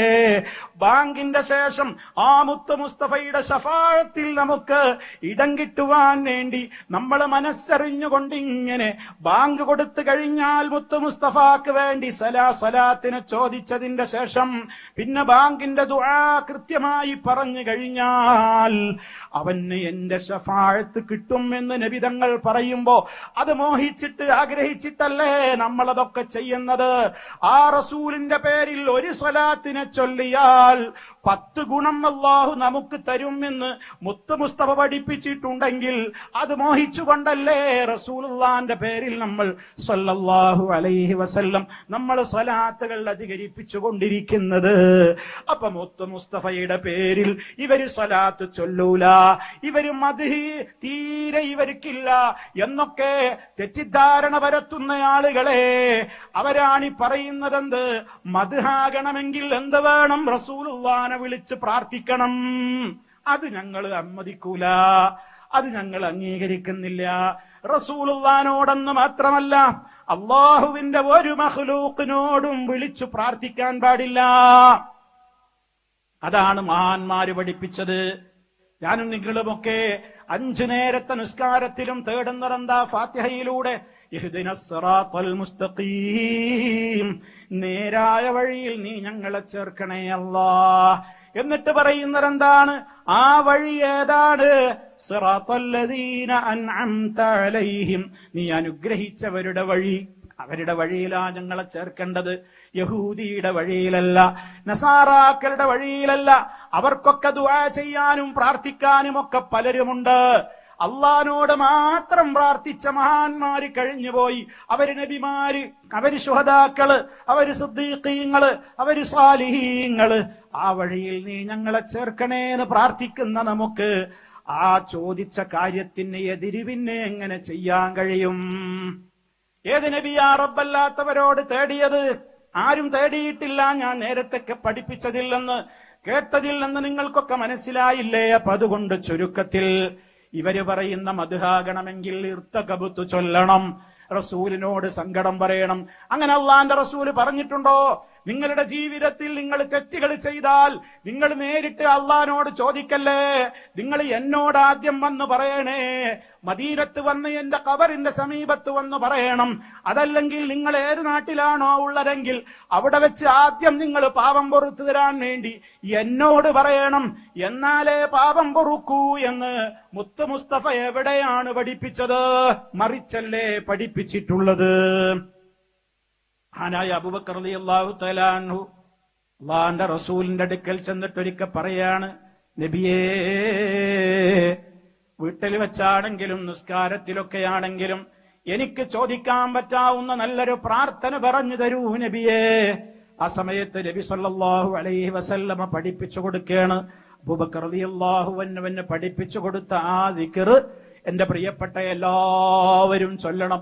അല്ലാഹുമ്മ ഇന്നി ظلمت نفسي ظلما كثيرا ولا يغفر الذنوب إلا أنت فاغفر لي مغفرة من عندك وارحمني إنك أنت الغفور الرحيم. ഞാൻ വിശദീകരിക്കുന്നില്ല. അള്ളാഹുവിനോടാണ് ആ പറയുന്നത്, റബ്ബേ എന്റെ പാപം പൊറുക്കണം. റസൂലുള്ള പഠിപ്പിച്ചു കൊടുക്കുന്ന ദിക്റിൽ അബൂബക്കറേ നീ ആദ്യം എന്നോട് പറയണമെന്ന് പറഞ്ഞോ? ജീവിച്ചിരിക്കുമ്പോ നിന്റെ വീട്ടിലാണെങ്കിൽ ആദ്യം എന്നോട് പറഞ്ഞോ? അതല്ല ഞാൻ വഫാത്തിന്റെ ശേഷമാണെങ്കിൽ എന്നെ വിളിച്ചു പറയണം എന്ന് പറഞ്ഞോ? എവിടെയാ പറഞ്ഞത്? പറഞ്ഞിട്ടില്ല. എന്നിട്ടാണ് ഈ ഖൗമ നമ്മളോട്, ഈ മുസ്ലിയാക്കന്മാര് മജ്ലിസുൻ നൂറുകളിൽ വെച്ച്, സ്വലാത്ത് മജ്ലിസുകളിൽ വെച്ച് പച്ചയായി ജനങ്ങളോട് പറയുന്നു, നിങ്ങൾ അല്ലാഹുവിനോട് നേരിട്ട് പ്രാർത്ഥിക്കുന്നതിനേക്കാൾ നിങ്ങൾക്ക് ഉത്തരം കിട്ടാൻ ഏറ്റവും നല്ലത് മഹാത്മാക്കളോട് പറയലാണ്, ചോദിക്കലാണ്, തേടലാണ്, പ്രാർത്ഥിക്കലാണ്. അല്ലാതെ നേരിട്ട് അല്ലാഹ് പാപം പൊറുക്കണേന്ന് പറയാൻ പറ്റൂല. ഇതല്ലേ ഇപ്പൊ കേട്ടില്ലേ? നിങ്ങൾ ഞാൻ വായിച്ചത് നിങ്ങൾ ഇവിടെ കണ്ടില്ലേ? സ്ക്രീനിൽ കണ്ടില്ലേ? ഇനിയും തീർന്നില്ല. നിങ്ങൾ നോക്ക്, ഇനി അതാ ഒരു ഫൈസി എഴുതുകയാണ് ഖുർആൻ പരിഭാഷയിൽ, അള്ളാഹുവിന്റെ യഥാർത്ഥ അടിമകൾ നബിയോട് ചോദിക്കും എന്നാണ് മനസ്സിലാക്കേണ്ടത്. അള്ളാഹിന്റെ യഥാർത്ഥ അടിമയാണോ ഞങ്ങൾ ആദ്യം അള്ളാഹിന്റെ റസൂലിനോടാ ചോദിക്കേണ്ടത്. അള്ളാന്ന് പറഞ്ഞിട്ട് കാര്യമില്ല, നിങ്ങൾ ഞാൻ ചോദിച്ചിട്ട് കാര്യമില്ല, അള്ളാഹിനോട് നേരിട്ട് ചോദിച്ചിട്ട് കാര്യമില്ല. നിങ്ങൾ യഥാർത്ഥ അടിമയാവൂല. അള്ളാഹുവിന്റെ യഥാർത്ഥ അടിമകൾ എന്തു ചെയ്യും? അവർ നബിയോട് ചോദിക്കും. ഇനി അടുത്ത വരി കേട്ടോ, വിഷം വരട്ടിയ വരി. അടുത്ത വരി എന്താ? അങ്ങനെ ചോദിക്കാത്തവർക്ക് ഉത്തരം ലഭിക്കില്ലെന്ന്, അടുപ്പമോ ഉത്തരമോ ലഭിക്കില്ല എന്ന് തന്നെ ഇതിൽ വ്യക്തമാകുന്നു. അള്ളാന്റെ ഖുർആനിലെ ഒരായത്ത് വിശദീകരിക്കുന്നിടത്താണ് മുസ്ലിയാർ ഈ വിഷംപരമായ വാചകങ്ങൾ എഴുതിയത്. നിങ്ങൾ മനസ്സിലാവുന്നുണ്ടോ? എത്ര ഗൗരവമാണ് സഹോദരന്മാരെ, സഹോദരിമാരെ. അള്ളാന്റെ റസൂലിനോട് ചോദിക്കാത്തവർക്ക് അടുപ്പം കിട്ടൂല. അള്ളാനോട് അള്ളാഹ് ഉത്തരം കൊടുക്കൂല. കാരണം എന്താണ്? നീ എന്നോട് നേരിട്ടല്ല ചോദിച്ചത്, മുഹമ്മദ് നബിയോട് പോയിട്ട് ചോദിക്കേന്ന്. ഇങ്ങനെ അള്ളാന്റെ ഖുർആനിൽ ഉണ്ടാവുമോ? ഒന്ന് ആലോചിച്ചു നോക്കൂ. ഖുർആനിന്റെ പേരിലല്ല ഈ കള്ളം പറയുന്നത്. എന്നിട്ട് പറയാ, നമ്മളോട് പറയാ, നിങ്ങൾ പഴച്ചോരാണ്, നിങ്ങൾ പുത്തംവാദികളാണ്. ഞങ്ങൾ ഒറിജിനൽ സുന്നത്ത് ജമാഅത്ത്, നബി, സഹാബത്ത് അവരൊക്കെ നടന്ന വഴിയിലൂടെ അങ്ങനെ താവഴിയായിട്ടിപ്പോ വടുവഞ്ചാലിലും വയനാട്ടിലും കേരളത്തിലൊക്കെ ഇപ്പൊ ഞങ്ങളാ റെഡി. ബാക്കിയുള്ളവരൊക്കെ പഴച്ചോര്. എന്താ അവരുടെ പഴവ്? അവർ അള്ളാഹിനോട് മാത്രം പ്രാർത്ഥിക്കും, റസൂലുള്ളാഹിനോട് പ്രാർത്ഥിക്കൂല, മഹാത്മാക്കളോട് പ്രാർത്ഥിക്കൂല. എന്നാൽ അവരോടൊക്കെ ബഹുമാനമില്ലേ? ബഹുമാനമുണ്ട്. അമ്പിയാക്കളെ ബഹുമാനിക്കുന്നു, ഔലിയാക്കളെ ബഹുമാനിക്കുന്നു, മുഅ്ജിസത്തുകൾ അംഗീകരിക്കുന്നു, കറാമത്തുകൾ അംഗീകരിക്കുന്നു, സിക്റുകൾ നൂറുകണക്കിന് അവരും ചൊല്ലുന്നു, സ്വലാത്തുകൾ അവരും നൂറുകണക്കിന് നിർവഹിക്കുന്നു. പക്ഷേ ഇവരുടെ ഈ തരികിട സലാത്തുകൾ നമ്മൾ ചൊല്ലാറില്ല. സലാത്ത് മജ്ലിസുകളെന്ന് പറഞ്ഞിട്ട് വിളിച്ചുകൂട്ടിയിട്ട് പരിപാടി എന്താ? അവിടെ ജനങ്ങളെ ചൂഷണം ചെയ്യുന്ന കച്ചവടത്തിന്റെ നഗരികളാണ്, കച്ചവട നഗറുകളാണ് സലാത്ത് നഗറുകൾ. നബിയോട് വിളിച്ച് തേടുകയാണ്, യാ റസൂലല്ലാഹ്, അള്ളാഹുവിന്റെ റസൂലേ, നിങ്ങൾ ഞങ്ങളെ കാണുന്നില്ലേ? ഇവിടെ ഞങ്ങൾ എത്ര ആളാണ് വന്നിരിക്കുന്നത് മുത്തുനബിയെ, നിങ്ങൾ ഞങ്ങളെ നോക്കുന്നില്ലേ?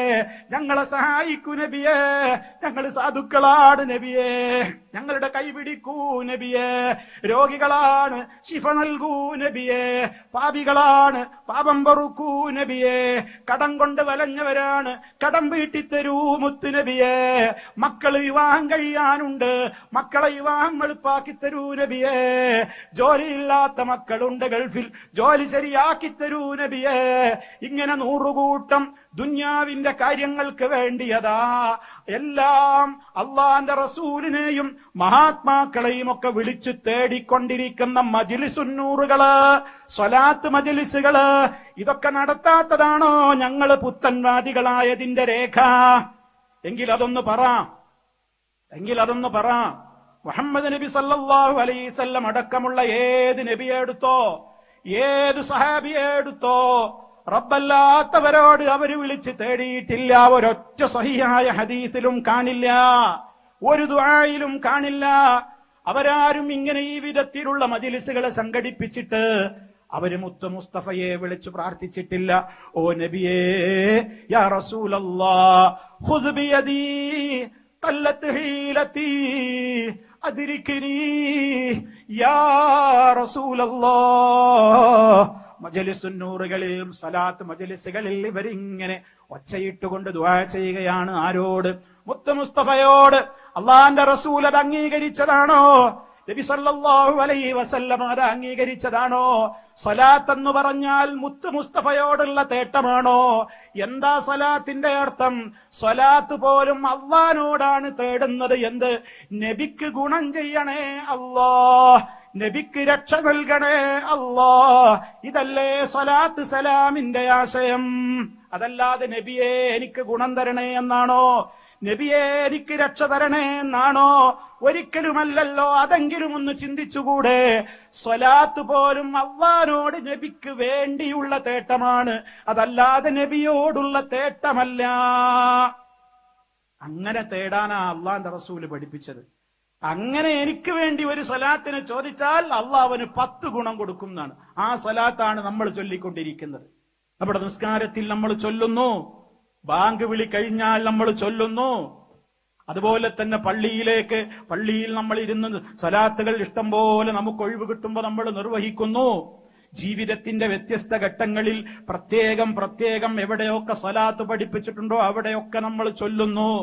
അതിന്റെ പുറമേ ഒഴിവും സൗകര്യവും ഒക്കെ കിട്ടുമ്പോ ഓരോരുത്തരുടെയും സമയത്തിനും സൗകര്യത്തിനും അനുസരിച്ചുകൊണ്ട് എത്രയാണോ ചൊല്ലാൻ കഴിയുക അത്രയും നമ്മളൊക്കെ ചൊല്ലുന്നു. ഈ സലാത്ത് ഇവിടെ ആരാണ് എതിർത്തത്? നേരെ മറിച്ച് നിങ്ങളുടെ നാരിയ സലാത്ത്, അതുപോലെ തന്നെ 6000 വട്ടം ഖുർആൻ ഓതിയാൽ കിട്ടുന്നതിനേക്കാളും മേന്മയുള്ള ഒരു സ്വലാത്തുണ്ടത്രേ.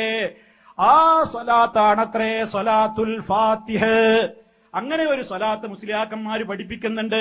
അത് ഏത് പ്രശ്നങ്ങൾക്കും പ്രതിവിധിയാണ്, അതങ്ങോട്ട് ചൊല്ലിയാ മതി. അങ്ങനെ ഒരു സ്വലാത്തുൽ ഫാത്തിഹ്, അതിന് മുസ്ലിയാക്കന്മാര് പറയുന്ന പുണ്യം എത്രയാണ്? 6000 ഖത്തം തീർത്താൽ കിട്ടുന്നതിനേക്കാളും കൂലി ആ സ്വലാത്ത് ഒരിക്കൽ ചൊല്ലിയാ തന്നെ കിട്ടും. ഇതിലേറെ കളവീന് എന്താ പറയാനുള്ളത്? ഇതിലേറെ ഏറ്റവും വലിയ അനിസ്ലാമിക വാദം ഇനി എന്താ പറയാനുള്ളത്? അതല്ല, ഞങ്ങൾക്ക് അങ്ങനെ വാദമില്ല എന്ന് ഏതെങ്കിലും മുസ്ലിയാക്കന്മാർക്ക് വാദമുണ്ടോ? അവര് പറയട്ടെ. നിങ്ങളൊന്ന് ആലോചിച്ചു നോക്ക്. അപ്പൊ മുത്ത് മുസ്തഫയുടെ പേരിൽ നമ്മൾ സ്വലാത്തിന് എതിരാന്നാ പ്രചരിപ്പിക്കണം. എന്താ അവരെ ഈ സ്വലാത്ത്, ഈ രൂപത്തിലുള്ള ഈ പിരിവ് സ്വലാത്ത് ഉണ്ടല്ലോ, അതിന് നമ്മൾ പോവാറില്ല. ബാപ്പന്റെ കബറിലേക്ക് ട്യൂബ് ലൈറ്റ് ഇടാന് ഒരു സലാത്ത്, ബാപ്പന്റെ കബറിൽ വെളിച്ചം കിട്ടാന് ഒരു സലാത്ത്, ഞാൻ കൊടുന്നു കോഴിമുട്ട, ഇത് എല്ലാവരും കഴിച്ചാൽ കുട്ടികളില്ലാത്തവർക്ക് കുട്ടികളുണ്ടാവും, ചെല്ലിയും സലാത്ത് എന്ന് പറയാ. ഇങ്ങനെ ഒരു പിരിവ് സലാത്ത്, ഇങ്ങനെ ഒരു പിരിവ് ദിക്റ്, ഇതേപോലെ തന്നെയുള്ള കുറെ കാട്ടിക്കൂട്ടലുകൾ, അതുപോലെ തന്നെ എന്തിനും ബദരീങ്ങളെ വിളിച്ച് തേടുന്ന അത്തരത്തിലുള്ള പ്രാർത്ഥനകൾ. അല്ലൽ മീഗന്ധേ കടത്തില്ലകപ്പെട്ടോർ അസ്മാഊരത്താൽ കടം വീടും എന്നോവർ. മജ്‌ലിസുന്നൂറിലേക്ക് വിളിക്കുന്നത് എന്തിനാ? ഉമ്മ ഉപ്പ, നിങ്ങൾക്ക് സാമ്പത്തിക പ്രയാസമുണ്ടോ? നിങ്ങൾ ഞങ്ങളെ മജ്‌ലിസിൽ വന്ന് ഇരുന്നിട്ട് അങ്ങനെ നിങ്ങൾ അതൊന്ന് പങ്കെടുത്താൽ നിങ്ങളുടെ കടം വീടും എന്ന് പറഞ്ഞ് വ്യാമോഹിപ്പിക്കുകയാണ്. മുസ്തഫയുടെ കാലത്ത് എത്ര സഹാബിമാർക്ക് കടമുണ്ടായി? അള്ളാന്റെ റസൂല് പറഞ്ഞോ ഒരിക്കലെങ്കിലും നിങ്ങൾ ബദരീങ്ങളുടെ പേര് പറഞ്ഞോ? അതല്ലെങ്കിൽ എന്റെ പേരും മുൻകഴിഞ്ഞ നബിമാരുടെയും അസ്മാവ് പറഞ്ഞോ, പേര് പറഞ്ഞോ എന്ന് മുസ്തഫ പറഞ്ഞിട്ട് അവിടെ ഒരു മജ്‌ലിസുന്നൂർ അള്ളാന്റെ റസൂല് സംഘടിപ്പിച്ചോ? ഒരു സലാത്ത് മജ്‌ലിസ് അവിടെ നിന്ന് അള്ളാന്റെ റസൂല് സംഘടിപ്പിച്ചോ? അവർക്കാർക്കും അത് പരിചയമല്ല. ഇപ്പൊ തുടങ്ങിയതല്ലേ ഈ പരിപാടിയൊക്കെ. എന്നിട്ടിങ്ങനെ തട്ടും മുട്ടും പാട്ടും. ദാഹം മൗത്തത് കൂട്ടിയിടും ഇബ്ലീസ് കൂസിനെ കാട്ടിയിടും നേരം ലഴീനവനാട്ടുവാൻ ബദരീങ്ങള തുണറബ്ബനാ. ഇങ്ങനെ മരിക്കണ നേരത്ത് ഞങ്ങൾക്ക് കരിമേലി മരിക്കാൻ പറ്റണേ ബദരീങ്ങളെ, ഞങ്ങൾക്ക് നല്ല ദാഹം കൂടുമ്പോ ദാഹം മാറ്റി തരണേ ബദരീങ്ങളെ. ഇങ്ങനെയൊക്കെ ബദരീങ്ങളോട് ഏത് പ്രശ്നത്തിനും നിങ്ങളുടെ പ്രശ്നങ്ങളൊക്കെ ഞങ്ങളെ മജ്‌ലിസിലാണ് വരീൻ, എന്നിട്ട് കവറും കൊടുക്കുക, പിരിവ് നടത്തുക. ഇനി അത് എന്തെങ്കിലും നിങ്ങൾ മജ്‌ലിസുന്നൂറിൽ വരാതായാലോ അല്ലെങ്കിൽ സലാത്ത് മജ്‌ലിസിന് എത്താതായാലോ നിങ്ങളുടെ വീട്ടിൽ സംഭവിക്കാവുന്ന കുരുത്തക്കേടും നിങ്ങളെ പ്രയാസവും നിങ്ങളെ രോഗമൊക്കെ അതാക്കി മാറ്റും. ഈ ഒന്നുമില്ലെങ്കിൽ പറയെന്ത്, നിങ്ങളെ വീട്ടില് രോഗമുണ്ടോ? പെണ്ണിന് ഊരവേദനയാ, മാപ്പിളയുടെ കാല് മുറിഞ്ഞു അല്ലേ, ക്ലോസറ്റിൽ വഴുക്ക്, പിന്നെ ബാത്റൂമിൽ വഴുക്ക് വീണു അല്ലേ, പ്രശ്നമുണ്ട്. എന്താ പ്രശ്നം? അന്നേ പറഞ്ഞില്ലേ, നിങ്ങളെ കന്നിമൂല ശരിയല്ല, നിങ്ങളെ അടുക്കള ഏത് ഭാഗത്തേക്കാ നിൽക്കുന്നത്, നിങ്ങളുടെ കിണർ ഏത് ഭാഗത്താ, നിങ്ങളുടെ ടോയ്ലറ്റ് എവിടെയാ എടുത്തത്, അതാണ് പ്രശ്നം. എന്നിട്ട് ഒരു ശൈത്താൻ തങ്ങളാണ് കയറി വരും. കയറി വന്നിട്ട് വീട്ടിൽ അവന്റെ വടിയൊണ്ടൊരു കൊത്തിങ്ങനെ കൊത്തിയിട്ട് പറയും, ഇവിടെ പൊളിക്കണം, അവിടെ മുറിക്കണം, ഇത് തൂർക്കണം, ഇത് മാറ്റിപ്പണിയണം. അടുപ്പ് പെണ്ണ് ഇങ്ങോട്ട് തിരിഞ്ഞു നിന്നിട്ടാണ് തീ കത്തിക്കണത്, അതന്നെ നിങ്ങളെ വീട്ടിലെ തലവേദന പോകാത്തത്. നിങ്ങളുടെ ടോയ്ലറ്റ് ഈ ഭാഗത്താണ്, അതന്നെ നിങ്ങൾ വഴിക്ക് വീണത്. ഇങ്ങനെ പറഞ്ഞ് പേടിപ്പിച്ചിട്ട് ഇനി അതൊക്കെ മാറണോ, 1000 രൂപ നമ്മളെ മജ്‌ലിസിലേക്ക് തന്നോളി, എല്ലാ പ്രശ്നവും തീരുന്നു പറയും. ഈ ചൂഷകന്മാര് ഇതിനെ ഞങ്ങൾ എതിർക്കുന്നു എന്നുള്ളത് കൊണ്ടാണ് നമ്മെക്കുറിച്ച് ഇവര് സ്വലാത്ത് വിരോധികളാ, ദിക്ർ വിരോധികളാ, കേൾക്കരുത്, കാണരുത്, മിണ്ടരുത്, തുടരരുത് എന്ന് നമ്മെക്കുറിച്ച് പറയുന്നത്. മനസ്സിലായില്ലേ? ഇതാ വിഷയം, ഇതാ പ്രശ്നം. ഒരുപാട് നുണകള് പറഞ്ഞങ്ങോട്ട് പഠിപ്പിച്ചിരിക്കുകയാണ് കുടുംബങ്ങളെ. അപ്പൊ ഇതൊക്കെ ഇവിടെ വന്നിട്ട് കേട്ടാല് നുണകളുടെ ഓരോന്നും കൊണ്ട് പൊളിയോലോ. പണ്ട് മറ്റേ കൗമ് ചെയ്ത പോലെ മുസ്തഫയെ കുറിച്ച് ഒരുപാട് പറഞ്ഞു പഠിപ്പിച്ചിരുന്നു വീടുകളിലൊക്കെ. മുസ്തഫ അതൊക്കെ നേരെ അതിന്റെ വസ്തുതയോട് പറയുന്നത്. ഇവരെങ്ങാനും ഖുർആൻ കേട്ടാൽ പിഴക്കുന്ന നാട്ടിലെ അബൂജഹൽ പ്രമാണിമാർക്കും പുരോഹിതന്മാർക്കും നല്ല പേടിണ്ടായിരുന്നു. അതുകൊണ്ടാണ് അന്നത്തെ ആ നിലക്കുള്ള അബൂജഹൽ അടക്കമുള്ള ആ പുരോഹിതന്മാര് ജനങ്ങളോടെന്ത് പറഞ്ഞത്, കേട്ടുപോകരുത്. എന്നിട്ടും എന്ത് ചെയ്യുന്നറിയോ? ചരിത്രത്തിൽ കാണാം, അള്ളാന്റെ റസൂല് അബൂബക്കർ റളിയല്ലാഹു അൻഹു ഒക്കെ ഖുർആൻ ഓതുമ്പോ അതിന്റെ വശ്യതയിൽ ഇങ്ങനെ മുഴുകിയിട്ട് പാർത്തും പതുങ്ങിയിട്ടൊക്കെ ഇരുട്ടത്ത് ആളുകൾ ഖുർആൻ കേൾക്കാൻ വേണ്ടി വന്നിരുന്നു ചരിത്രം. അത് ഈ ഖുർആന്റെ ഒരു പ്രത്യേകതയാണ്. നിങ്ങൾ എന്ത് ചെറ കെട്ടിയിട്ടും കാര്യമല്ല പുരോഹിതന്മാരെ, നിങ്ങൾ എന്ത് കള്ളത്തരങ്ങൾ ഈ സമൂഹത്തോട് പറഞ്ഞിട്ടും കാര്യമല്ല. ലോകം മാറിയിട്ടുണ്ട്. സദസ്സിൽ വരാതെ തന്നെ ഇന്ന് ആളുകൾക്ക് ദീന് കേൾക്കാൻ പറ്റും. പിന്നെ നമ്മളെ കുറിച്ച് എന്തൊക്കെയാ പരാതി. ഈ വിധത്തിൽ വീടങ്ങനെ പൊളിച്ച് തകർത്ത് അവിടെയൊക്കെ ആകെ പ്രശ്നങ്ങളാണ് ഉണ്ടാക്കി. അവസാനം പറയും, വീടൊന്ന് വളപ്പ് കെട്ടാനുണ്ട്, അതുകൊണ്ട് വീടിന്റെ 4 മൂലയിലും ഞങ്ങള് പ്രത്യേകം മന്ത്രിച്ചൊരു തകിട് തരാ, ഈ തകിട് നിങ്ങൾ കൊണ്ടുപോയിട്ട് വീടിന്റെ 4 മൂലക്കലും കൊണ്ടുപോയിട്ട് കുഴിച്ചിടണം. അതുപോലെ തന്നെ ഈ തകിട് നിങ്ങൾ ഫ്രെയിം ചെയ്തിട്ട് നിങ്ങളുടെ സൂപ്പർ മാർക്കറ്റിൽ, നിങ്ങൾ അതുപോലെ തന്നെ ഷോപ്പില്, നിങ്ങളുടെ വീട്ടിലൊക്കെ നിങ്ങൾ തൂക്കണം. അത് ഞങ്ങളൊരു ഐക്കല്ല് തരും, ആ ഐക്കല്ല് നിങ്ങൾ അരയിൽ കെട്ടണം, കൈത്തണ്ടയിൽ കെട്ടണം. അതേപോലെ തന്നെ ഏലസ് മുറുക്കുമൊക്കെയായി നിങ്ങൾ ധരിക്കണം. തീർന്നില്ല, കോഴിമുട്ടമ്മ ചിലതൊക്കെ ഞങ്ങൾ പണിയെടുത്ത് തരും. അത് നിങ്ങൾ സ്വകാര്യമായിട്ട് നിങ്ങൾ വെപ്പും തീനൊക്കെ നടത്തുന്ന അടുക്കളയിൽ, തീയൊന്നും ഇല്ലാത്ത നേരത്ത് അതിലെ വെണ്ണീർ മാന്തിയിട്ട് അതിന്റെ അടുക്കളയിൽ ഇങ്ങനെ ആ അടുപ്പിൽ നിങ്ങൾ കൊണ്ടുപോയിട്ട് കുഴിച്ചു മൂടണം. അതേപോലെ തന്നെ ഞങ്ങൾ ചില കുപ്പികൾ തരും, അത് നിങ്ങൾ വീടിന്റെ 4 ഭാഗത്തും ഇങ്ങനെ തൂക്കണം. അതേപോലെ നിങ്ങളെ വീട്ടില് സൂത്രധാരല്ലല്ലോ സ്ഥലല്ലേ? അവിടെ ഒരു പോക്ക് വരവുണ്ട്, ശൈത്താന്റെ തേർവാഴ്ച ഉണ്ട്, ശൈത്താൻ വരും പോവൊക്കെ ചെയ്യുന്ന സ്ഥലങ്ങൾ നിങ്ങൾ അടച്ചിട്ട് ഞങ്ങളെ വീട്ടിലെ പ്രശ്നം. അതുകൊണ്ട് അന്നേ ഞാൻ പറഞ്ഞതാണ്, വീട്ടിൽ സൂത്രധാര വേണം. അതായത് വീട്ടിന്റെ വാതിലിങ്ങനെ തുറന്നാൽ അങ്ങേയറ്റത്തെ ചുമരിലൊരു ചെറിയ തുള. കാരണം ശൈത്താന് പോകാനുള്ള വഴി നമ്മൾ മുടക്കിയാൽ അവിടെ തേർവാഴ്ച ഉണ്ടാകും.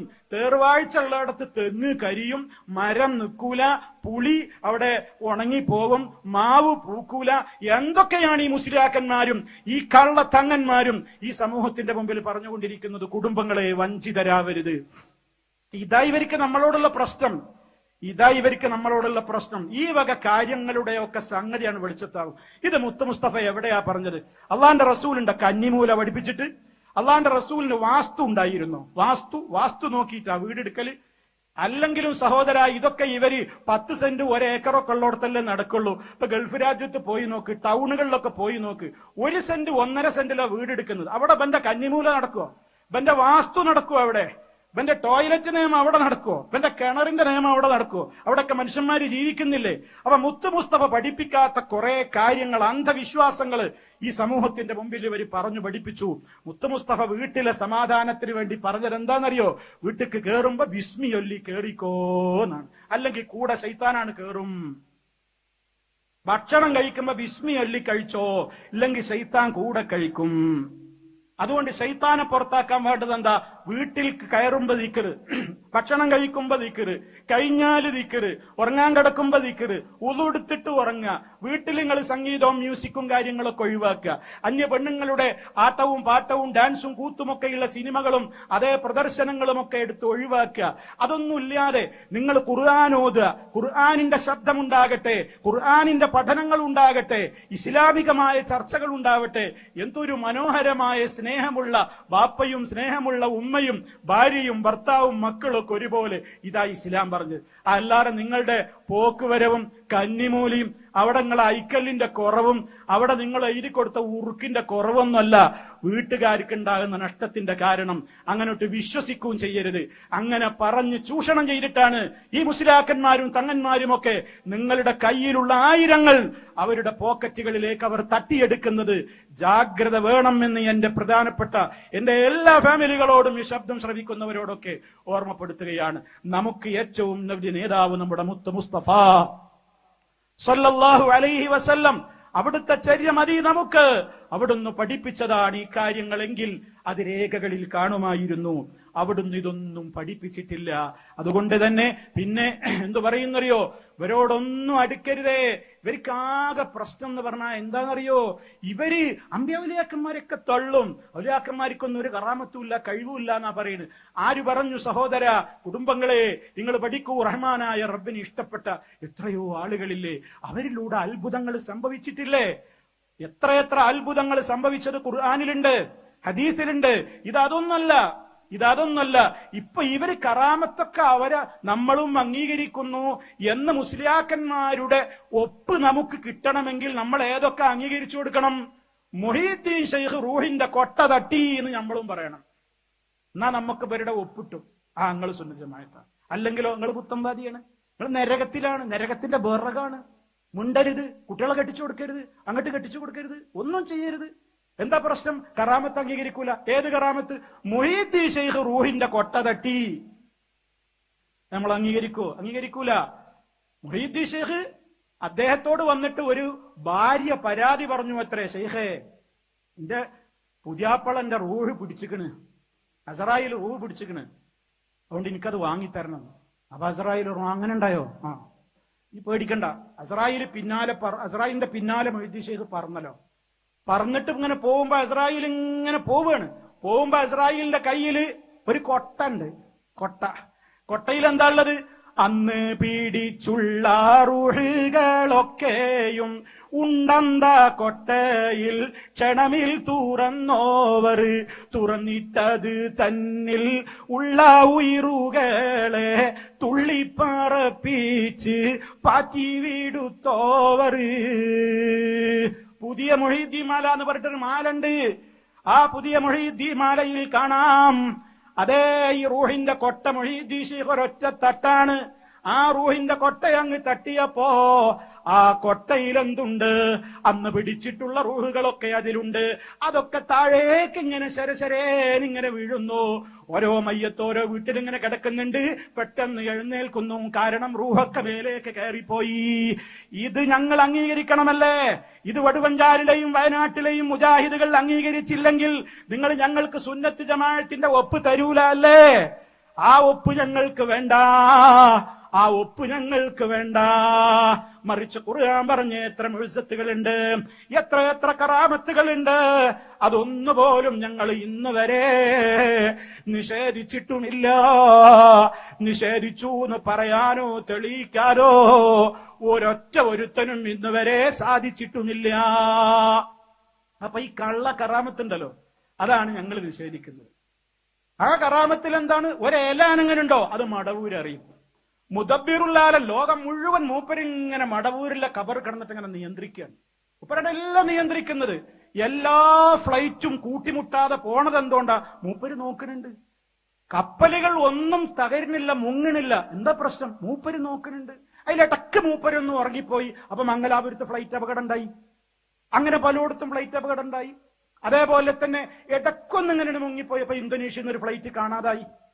ഇങ്ങനെ ഓരോന്ന് തീവണ്ടികളൊക്കെ കൂട്ടിമുട്ടാതെ പോവാണ്. അതിലിടക്ക് പലയിടത്തും കൂട്ടിമുട്ടുണ്ട്. മൂപ്പര് ഇടക്കൊന്ന് ചായടിക്കാൻ പോകുന്നുണ്ടാവും, അല്ലെങ്കിൽ എന്തെങ്കിലും ഒരു പ്രശ്നം ഉണ്ടാവും. അപ്പൊ ഒന്ന് മയങ്ങനുണ്ടാവും. പക്ഷെ മയങ്ങാൻ പാടില്ലല്ലോ. മൂപ്പര് സദാ കൺട്രോളറല്ലേ? ലോകം മൊത്തം നിയന്ത്രിക്കുന്ന ആളാണ് എന്നാണ്. മൊത്തം മൂപ്പരാ നിയന്ത്രിക്കുന്നത്. ബസ് നിയന്ത്രിക്കുന്നു, കാറ് നിയന്ത്രിക്കുന്നു. ഈ സോഷ്യൽ മീഡിയയുടെ കാലത്ത് ഞാനിതൊക്കെ ഓരോന്നും ഈ സ്ക്രീനിൽ, അതൊക്കെ മൗലവി നിങ്ങൾ വെറുതെ പറയല്ലേ? ഒരു പക്ഷേ ഇതൊക്കെ ആദ്യം കേൾക്കുന്ന ഏതെങ്കിലും ഉമ്മ ഉപ്പാക്ക് തോന്നുന്നുണ്ടെങ്കിൽ, സഹോദരിക്ക് തോന്നുന്നുണ്ടെങ്കിൽ, സഹോദരന്മാർക്ക് തോന്നുന്നുണ്ടെങ്കിൽ എനിക്ക് സമയമല്ലാത്തത് കൊണ്ടാണ്. അല്ലെങ്കിൽ ഈ സ്ക്രീനും ഞാൻ ഓരോന്നോരോന്ന് കാണിക്കുമായിരുന്നു. കാണിക്കേണ്ട കാര്യമല്ല. നിങ്ങളുടെ ഒക്കെ സ്മാർട്ട് ഫോണുകളിൽ സുലഭമായി നിങ്ങൾക്ക് കിട്ടും. നിങ്ങൾക്കത് കാണാൻ പറ്റും. ഇതൊക്കെ അവരുടെ വാദാണ്. എല്ലാം നിയന്ത്രിക്കണം. മുദബ്ബിറുൽ ആലം എല്ലാം നിയന്ത്രിക്കാണ്. എവിടെയാണോ ഒരേലാനങ്ങണെങ്കിൽ അത് മടവൂരറിയണം. ഇതൊക്കെ അള്ളാഹിനെ കുറിച്ച്, റഹ്മാനായ റബ്ബിനെ കുറിച്ച് മാത്രം നമ്മൾ വിശ്വസിക്കേണ്ട കാര്യങ്ങളല്ലേ? ആ വിധത്തിലുള്ള ശിർക്കാണ് പ്രചരിപ്പിച്ചുകൊണ്ടിരിക്കുന്നത്. അങ്ങനെയുള്ള അതുപോലെ തന്നെ മുൻകർ നക്കീറിന്റെ കയ്യിൽ നിന്ന് ഖബറിൽ വടി പിടിച്ചു വാങ്ങുന്നു. ചോദ്യം ചോദിക്കാൻ ചെന്നപ്പോഴേ വടി പിടിച്ചു വാങ്ങുന്നു. അതും നേരത്തെ പറഞ്ഞ മൊഹീദ്ദീൻ മാലയിലുണ്ട്. ഇവർക്ക് തള്ളാൻ കഴിയുമോ? ചിലരൊക്കെ തള്ളി നോക്കുന്നുണ്ട്. തള്ളിയിട്ടെന്താ? അവരുടെ ബാപ്പപ്പാപ്പമാരുടെ അപ്പന്മാരൊക്കെ അംഗീകരിച്ചതാ. അത് മനസ്സിലാക്കണം. അപ്പൊ അത്തരത്തിലുള്ള കറാമത്തുകളും കെട്ടുകഥകളും ഈ സമൂഹത്തിന്റെ മുമ്പിൽ പറഞ്ഞിട്ട് അത് നമ്മൾ അംഗീകരിക്കില്ല എന്ന് പറഞ്ഞാൽ നമ്മുടെ നേരെ നോക്കിയിട്ട് പറയും, നീ പുത്തൻവാദിയാണ്. കാരണം നീ ഔലിയാക്കളെ തള്ളുന്നു, നീ കറാമത്തിനെ തള്ളുന്നു. അങ്ങനെ ഞങ്ങളെ കുറിച്ച് പറഞ്ഞോളി, ഒരു കുഴപ്പമില്ല. എന്നാലും ഞങ്ങൾ അത് അംഗീകരിച്ച് തരൂല. നേരെ മറിച്ച് അള്ളാന്റെ റസൂല് നമുക്ക് പഠിപ്പിച്ചു തന്ന ഇസ്ലാമിന്റെ പ്രമാണങ്ങളിലുള്ള ഏതേത് മുഅ്ജിസത്തുകളുണ്ടോ കറാമത്തുകളുണ്ടോ നമ്മൾ അംഗീകരിക്കുന്നു. അത് തള്ളാനും പാടില്ല. അപ്പൊ നമ്മൾ വിളിച്ചു തേടേണ്ടത് അള്ളാഹുവിനെയാണ്. ഇതുള്ളൂ. ഇതാണ് പ്രശ്നം. ഇതാണ് ഈ സമൂഹം മനസ്സിലാക്കിയിരിക്കേണ്ടത്.